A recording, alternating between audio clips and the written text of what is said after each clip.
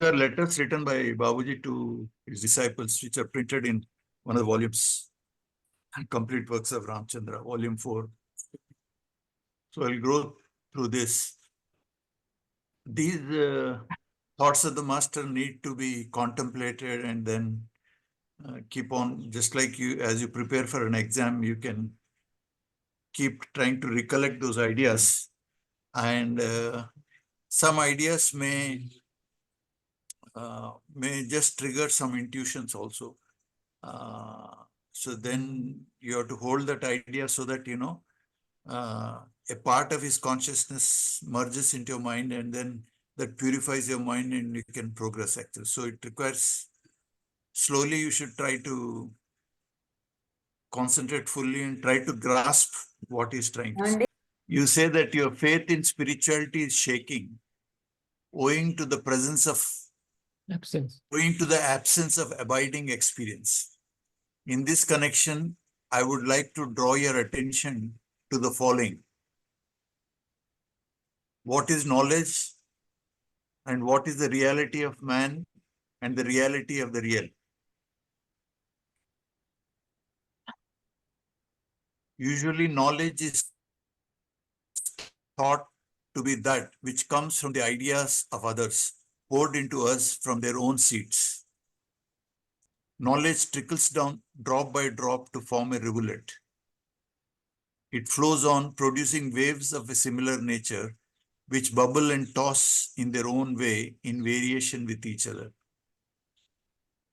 These waves give rise to so many thoughts, which go on growing powerful by the effect of man's over-attention to them. In this way, he becomes soiled with the ideas he has been entertaining. His own force keeps him wrapped within what he has himself accumulated. When it is so, go to the next one.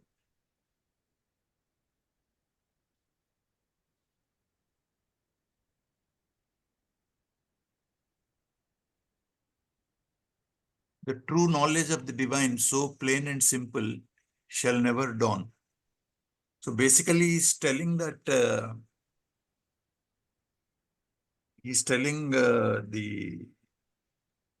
theory of knowledge, how perceptions occur to you. Mostly, we think that knowledge is a passive process. That means mind is a passive instrument or whatever, and then whatever you read and whatever somebody says, just like water is being poured into the mind, that knowledge is poured, and then that those thoughts or ideas you react upon, you build upon those thoughts like that, which is now very well studied in phenomenology and modern contemporary psychology, cognition, and all that. So it's similar to the thought which he talks in Malaysia Message, where he says man is charmed so much by the environment he has made himself that he finds it difficult to come out of it. He has produced a community of thoughts. It's a similar type of a thing he's writing here. So he says, because of the thoughts which we and the suggestions we get from your parents, from students, and from society, from media and all that, we live in our own thought world. But the reality which is inside us, that means the master who is inside us, which is plain and simple, is totally buried under these kinds of thoughts, which people generally think is knowledge. Okay, then we'll go ahead. Yes. This is important to understand because uh, finally, to know God, we have to transcend the mind itself. It is beyond thoughts and emotions, actually. Reality lies, I'm reading ahead, reality lies behind all these screens. It dawns only when one is absorbed in what is real. In other words, it refers to the full development of the discriminative faculty. Mind you, all of us, we have buddhi inside us. And in buddhi, there is the penetration of godly energy into it. And because of the penetration of godly energy into it, it has got the discriminative faculty. So every human being has got a discriminative faculty. So unless that is used and developed, uh, uh, man can be considered as an animal only. He is not a human being actually. So that is very important for unless the discriminative faculty grows, we will not have access to uh, the reality, which is this discriminative faculty is the same D which is spoken of in the Gayatri mantra actually. So unless you keep on developing it, our mind will not get purified. Our mind will not come into a silent state. And if we don't come into silent state, we will not be aware of our true nature. In other words, it refers to the full development of the discriminative faculty, which distinguishes between the real and the unreal.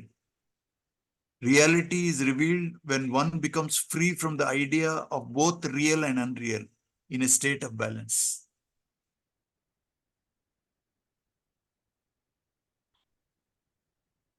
Discriminative faculty is of three types. The first, which is the lower type, relates to the feeling of right and wrong, and it is the ordinary level of humanity. This type of consciousness develops by the effect of good association and the study of the scriptures. So this is clear now. The second type of discrimination, which is found in men of developed divine consciousness, relates to the feeling of real and the unreal. The highest type, the super discrimination as I call it, is found in saints who automatically think and display only that which is right and real. This state comes when one develops divine attributes. At this stage, the knowledge gained from outer sources transforms into divine knowledge, just as the bee transforms flower nectar into honey. All that one has to do for the purpose is to vacuumize himself as far as possible so that the divine knowledge can enter in. The physical knowledge is then left behind and making room for the divine knowledge to percolate into the heart. I do not mean to discourage the study of books, but to be entangled in the intricacies of the word is harmful. If instead man has persistent thoughts of the beloved, it breeds ideas of a similar nature in his heart. Whatever he shall read or hear in that state, he will take it in the correct sense and in a way best suited for his purpose. The reason why Lord Krishna put this deep thought beyond the range of common understanding into Arjuna was that he was in every way up to it. If one ascends up to that level, he can realize it in the true sense. Gist of the matter is, even if you tell about spirituality, some people whose understanding is not matured, they will not understand it. So it is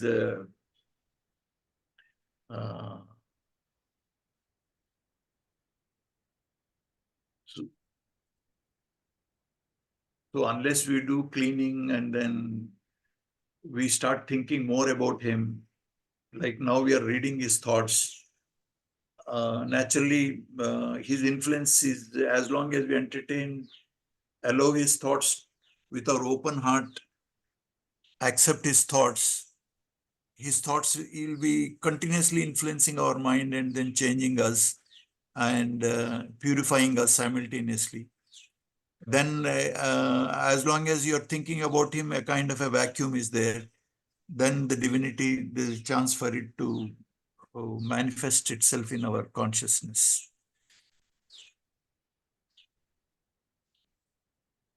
Because language actually becomes a barrier, language actually, when you put any idea into thought, it will be like black and white. Language cannot describe feelings which are embedded in a context and all that. So that's why if you see his preface to the uh, commentary on Ten Commandments, he says, what all has I'm trying to tell you has come to me in a as vibrations to me, and it is very difficult to put the experience which I had into words, because that will not convey the real thing. But he's requesting us to transcend the defects in the language and try to catch the feeling which he's trying to communicate. So that is actually reality, much subtler than the language which we generally ordinarily communicate between ourselves. So one question, if I can ask. Yeah, you can. I just want pre-thinking so that you will also because yoga is basically about the functioning of the mind, and the mind functions through perceptions of phenomena actually. So unless you understand how phenomena happens and how we communicate that phenomena to other persons, and here the in spirituality, language, the communication, feelings is the method by which you communicate with God actually. Words, suppose I say the prayer in Arabic or Marathi or whatever, or if I talk to you in Telugu, you'll not understand.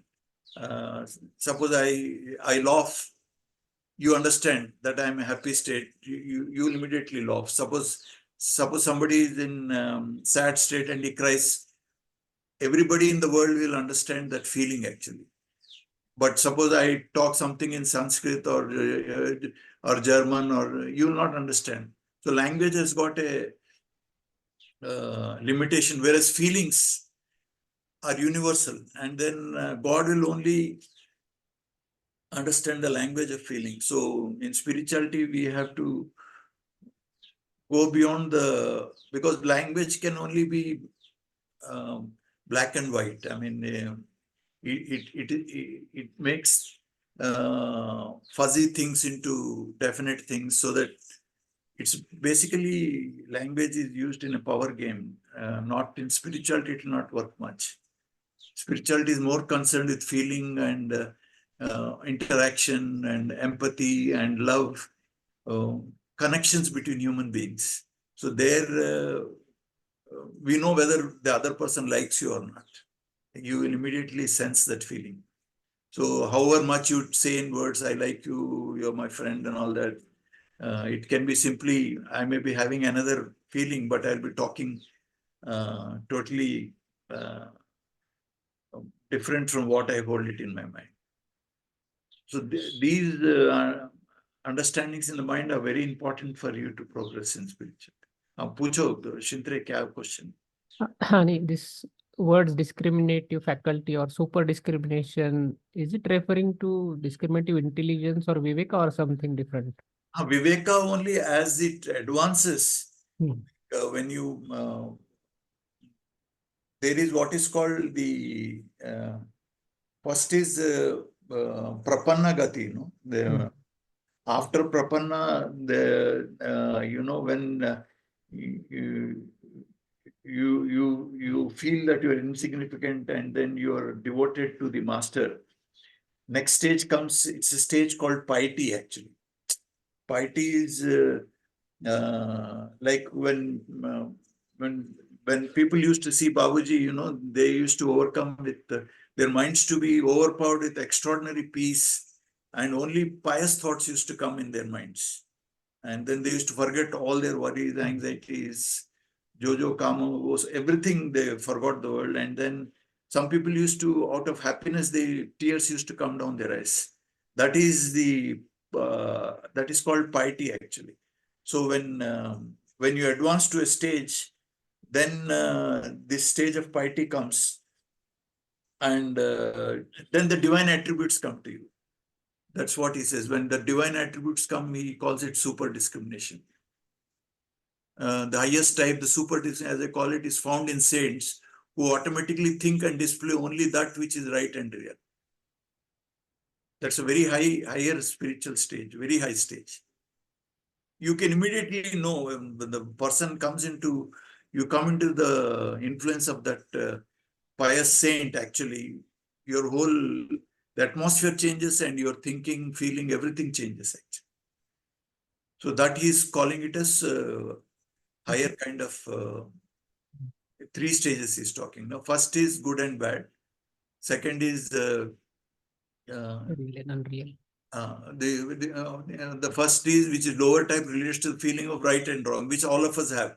You know, now instead of watching some television news, I am coming and reading, taking the opportunity to listen to the words of the master. So this will be beneficial for my ultimate good, because this will make my mind become more intimate with the presence of God inside me. So that is a good thing. Whereas if I use this precious life and time in activities which will not help me to reach my goal, that is aviveka actually. So that all of us have, all human beings have that. Uh, uh, uh, this is, and it is the ordinary level of human. This type of consciousness develops by the effect of good association and the study of scriptures. The second type of discrimination, he says, which is found in men of developed divine consciousness, relates the feeling of real and unreal. That means sat asat viveka comes. I mean, your mode of experiencing the world changes. You feel that everything in the world is just a interplay of these gunas. That means sattva, raja, and tamo guna. So that will be constantly changing. So you get an intuitive awareness that there's a constant change. Like, for example, we started reading this thing. Within this 15-20 minutes, none of us are of the same type. There's so many cells have changed, oxygen has come and gone. Every minute, some millions of RBC are being produced. We are no more the same people. Constantly it is changing. Your thoughts are changing, your physical body is changing, your feelings are changing. So that change you will appreciate. And once you know that things are changing, you will never get bogged down in any dogma or bogged down in any judgment, because whom you judged as a bad person, he's, because of life experiences, he'll become good person.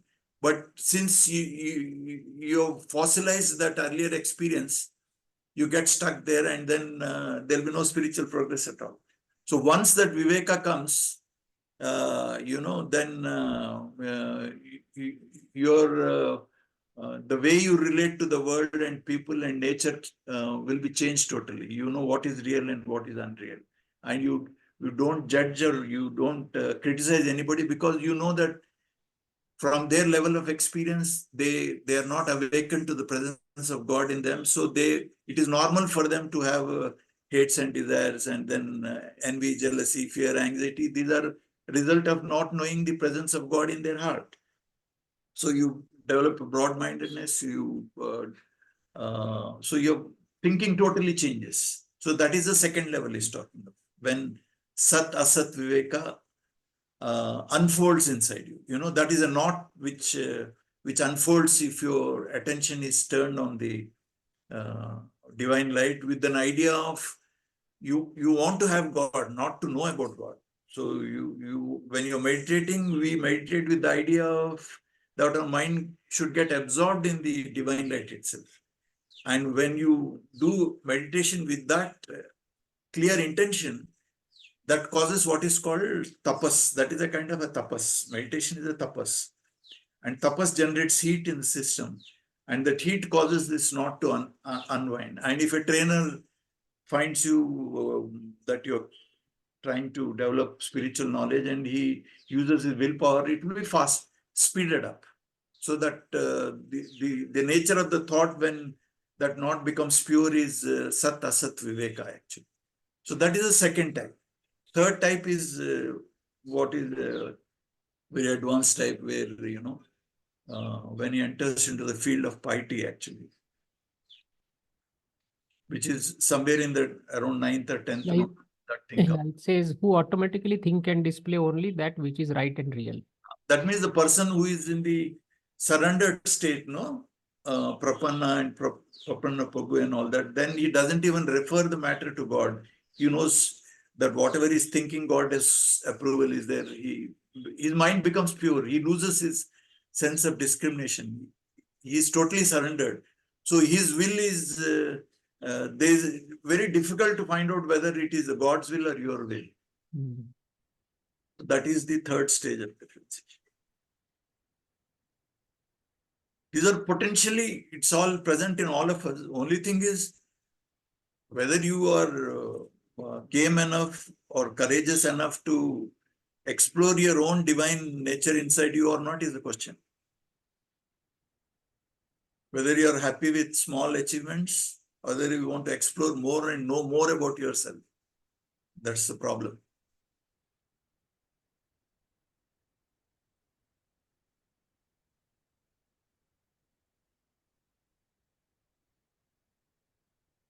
Now, very interesting idea he's talking here. You see, actually, I suffer from a kind of an intellectual itch, trying to do um, foolish exploration with the intellect. You develop a kind of a excitement when you try to employ your intellect to understand things. But basically, you can never understand God using your intellect. It is like Swami Ramatirtha gives a beautiful example. He says, prongs are there, no? You pick up an ice cube or you pick up a vada from the frying pan, put it on the tray. You use that prongs. So he says intellect is like a prongs. It is used to manipulate your environment or to interact with the environment so that you can live and then pass on your genes. That is the evolutionary role of. But the prongs cannot turn back and try to catch the fingers which is using it. So God is just like your hands, and the prongs are intellect cannot know about God. And he uses the concept like intellect, he says, is a three-pronged tongs actually. Three-pronged means causation, why the world came into existence, and the time, when did the world came into existence, or the space. Time, space, and causation are the intellect can operate only within these three things actually. So whenever now, suppose I want to think about Shintre, then I'll think, why did I meet Shintre? Then I'll think about who introduced me to him or whatever it is. And Shintre now, which year I met him, and then where he's in Pune and all that. So without this framework, I cannot think about Shintre. So if I have to have any understanding with my interaction with the world, it is only possible under this framework of causation, time, and space, actually. Whereas God is beyond time, space, and causation. So intellect actually, it leads to a certain extent. Then you have to drop intellect also, and then you should be vulnerable. You cannot know what will be the future, where God will take you, and what will be the state of mind when He takes you into a different plane of existence. You can never predict, and you will never know. So in spirituality, you should become comfortable with this idea that you can never be certain about any knowledge. Everything is uncertain, and future is a mystery and a wonder. That's all. You will be just in a state of wonder, getting wonderstruck actually. So you want a concrete knowledge. Bhagwan Vishnu के जैसा गदा चक्र उसके साथ आना ऐसा नहीं रहता ऐसा.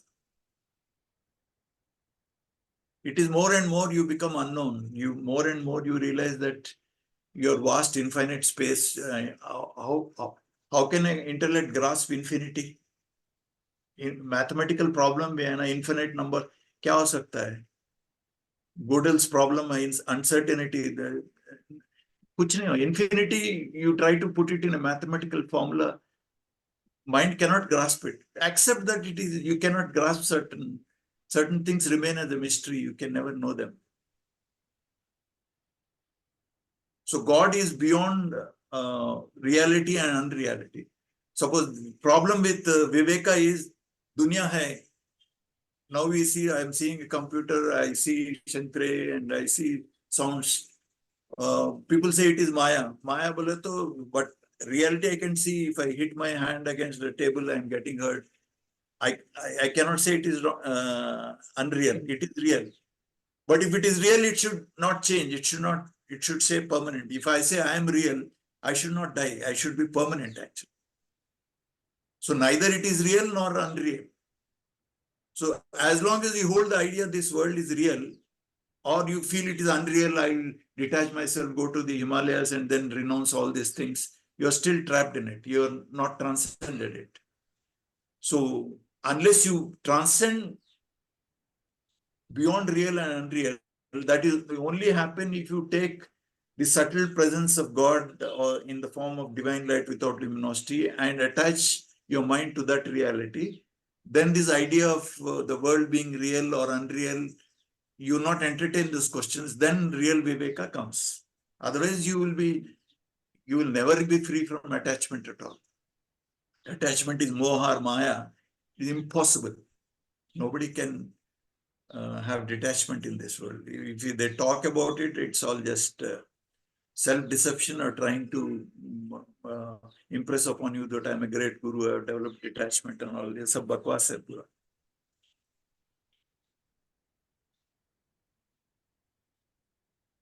So he says, if you read, then this is very interesting, which actually I felt happy when I read this. He says, all that one has to do for the purpose is to vacuumize himself as far as possible so that the divine knowledge can enter in. The physical knowledge is then left behind, making room for the divine knowledge to percolate into the heart. I do not mean to discourage the study of books,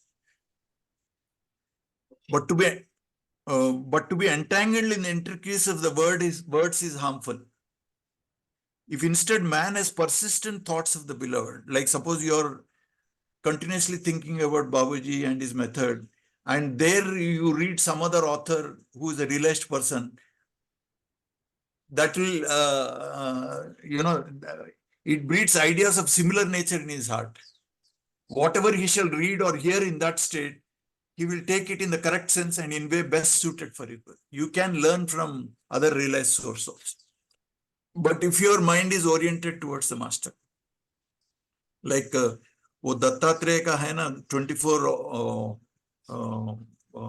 he learns from python, from a bee, from nature he learns.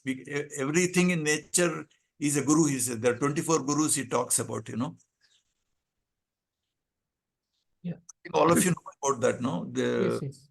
Yeah, I heard about it. He learns from everything in nature. So he calls all of them as gurus.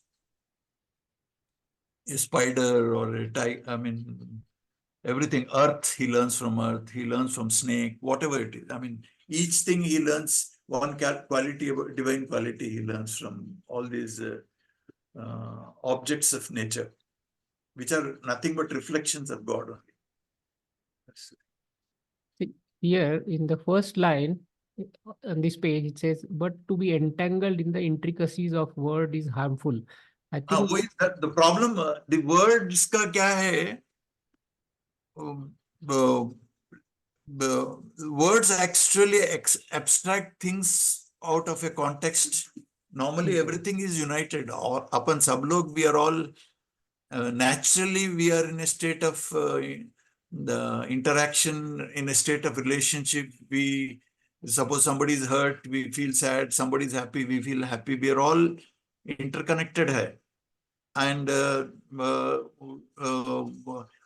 when we start thinking, we abstract out of this context and then put it in words. So actual relationships, the feeling of oneness which we feel when we are, like when Babuji was there, or when we are in satsang, after meditation, it will be very, very quiet. But the moment you try to talk, you have to break out of that condition and then only talk. So words may entangle hone se, you will be missing the reality actually. So is that where we start utilizing intelligence, and that's So why we get entangled? that's why yoga basically you should learn to be more silent. Silence is more important. So in silence only, the divinity will expose itself into your heart, and then you come to know about divinity only in silence. But Babuji, he says, I cannot tell you what it is, but he says, I'll transmit that condition to you. He never tried to write a letter or talk about it. He says, it's very difficult for me to put it in words, but you sit before me, whatever I'm feeling, I'll make you feel that. So words actually problematic in spiritual field, in one sense. It camouflages the reality actually. But still we have to find words to put it in diaries so that for future research and all that. Like Dr. Kesari says, we should develop a new vocabulary in the spiritual science.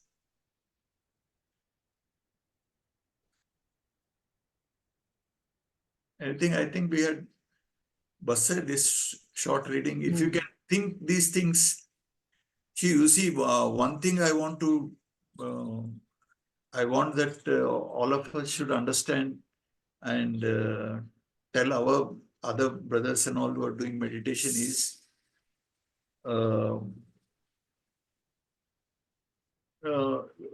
as intellectually, conceptually, you cannot know God actually, because God is beyond time, space, and causation.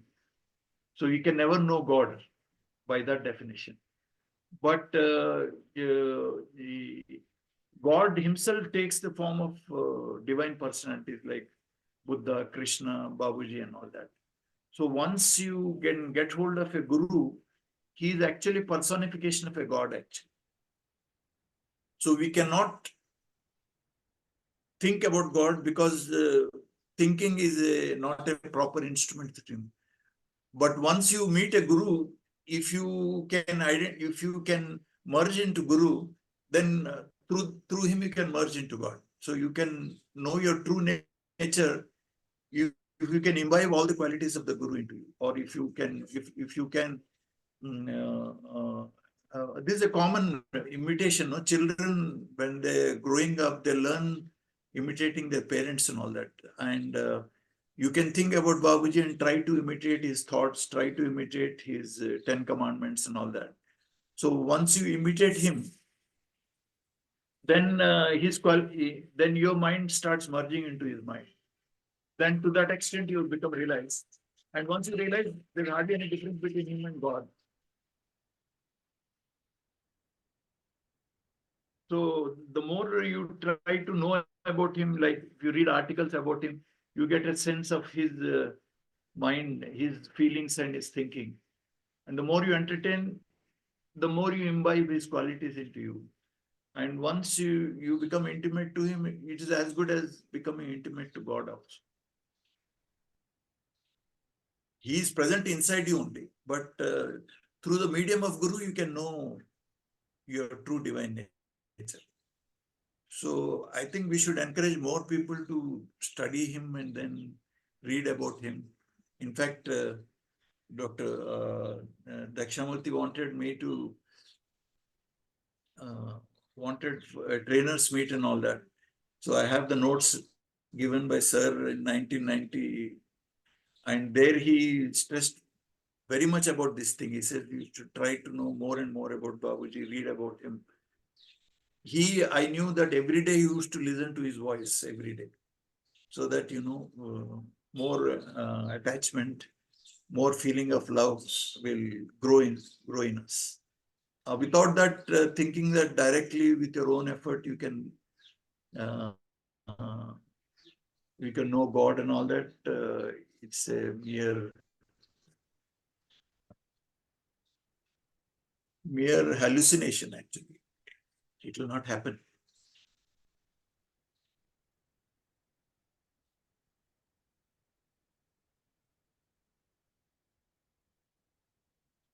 Because ego is a very treacherous interlocutor which tries to uh, commit robbery of all our good divine qualities which we have. It will never allow them to grow. So it will make you believe that you know everything about the master. एक बार पढ़ लिया पूरा समझ में आ गया. Reading session में आने का जरूरत ही नहीं करके it will tell, and you feel convinced. You believe the thoughts produced by the ego so much, you will not question it at all.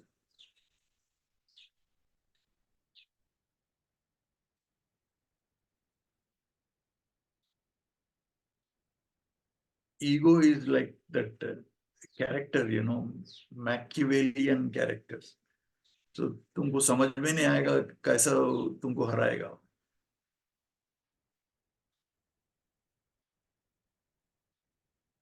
Anything else? I think this should be enough today. एक page का talk है बस. For that meeting you were referring to, are you planning to have Zoom call or in person? ये जो as again I told you, the language का problem रहता. That's why and like sir was very much against in absentia sittings. Only in very extraordinary cases he was telling, because most of the communication happens through body language, through your body is you we are we live in our bodies, and we are embodied human beings. So emotions and feelings, you can know my feelings, I can know your feelings through your body gestures, the way you look and talk. So real communication happens interpersonally, actually. That's why, mind you, Babuji also says, he insisted, even such a great master, he said, at least once in a year come to me, I can serve you better. So language, the modern gadgets say, I personally feel that it will not be such a rich experience. When we meet physically, personally, one-to-one, there is a lot of interaction, useful interaction happens personally rather than through these gadgets.